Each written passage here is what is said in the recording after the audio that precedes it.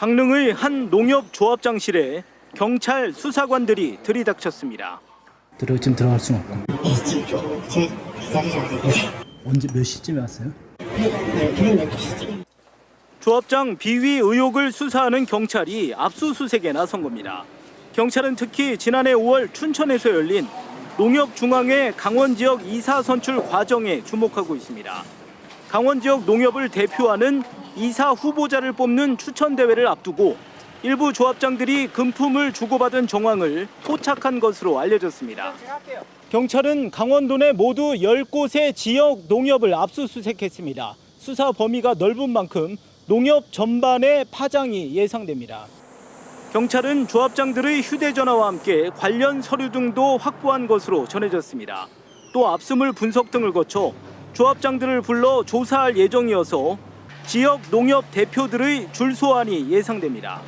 경찰은 구체적인 내용은 밝힐 수 없지만 조합장들의 비리 의혹을 조사 중이라며 철저히 수사할 예정이라고 밝혔습니다. 앞서 KBS 취재 과정에 관련 조합장들은 뒷돈을 주고받은 의혹에 대해 부인했습니다. 하지만 경찰이 관련 혐의로 조합장들에 대한 압수수색까지 진행하면서 실제 금품 수수 여부에 대한 의혹은 더 커질 수밖에 없어 보입니다. KBS 뉴스 정명구입니다. 지난해 5월 열린 농협중앙회 이사 추천대회 이후 강릉의 한 농협조합원 사이에서는 뒷말이 무성했습니다.